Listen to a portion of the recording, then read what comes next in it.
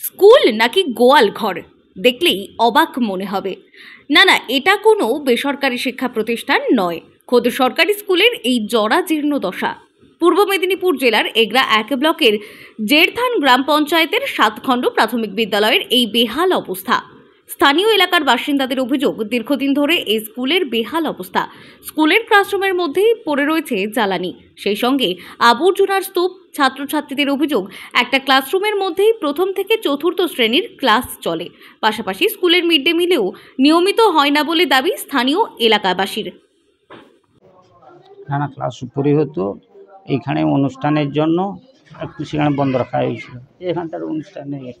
তো ছবিতে দেখা যাচ্ছে যে ক্লাসরুমের মধ্যে রয়েছে জ্বালন, পাশাপাশি না ওই বিল্ডিংয়ে জ্বালনটা রাখি, এবং এখানে যেটা রয়েছে টয়লেট, সেই টয়লেটে কিন্তু দুর্গন্ধ ছড়াচ্ছে। বেহাল অবস্থা স্কুল, কি কারণে? টয়লেটও পরিষ্কার করি, আবার সপ্তাহে। মঙ্গলবার এলাকার স্থানীয় বাসিন্দারা স্কুলের শিক্ষকদের ঘেরাও করে বিক্ষোভ দেখান। অভিভাবকরা জানিয়েছেন, এ বিষয়ে বহুবার স্কুলের প্রধান শিক্ষককে জানিয়েও কোনো লাভ হয়নি। স্কুলে 3 জন শিক্ষক রয়েছে, তারাও নিয়মিত স্কুলে আসেন না। তবে অভিভাবকরা জানিয়েছেন, অবিলম্বে সমস্যার সুরাহা না হলে তারা বৃহত্তর আন্দোলনে নামবেন। এ প্রসঙ্গে স্কুলের প্রধান শিক্ষক পূর্ণচন্দ্র দাস সমস্ত অভিযোগ অস্বীকার করেন। সংবাদ মাধ্যমের ক্যামেরার সামনে সমস্ত বিষয়টি এড়িয়ে যান। তবে ফোনে যোগাযোগ করা হলে এগরা উত্তর চক্রের স্কুল পরিদর্শক সুব্রত দে বলেন, যদি স্কুলের প্রধান শিক্ষকের বিরুদ্ধে কোনো গাফিলতির অভিযোগ পাওয়া যায় তবে তারা উপযুক্ত পদক্ষেপ গ্রহণ করবেন।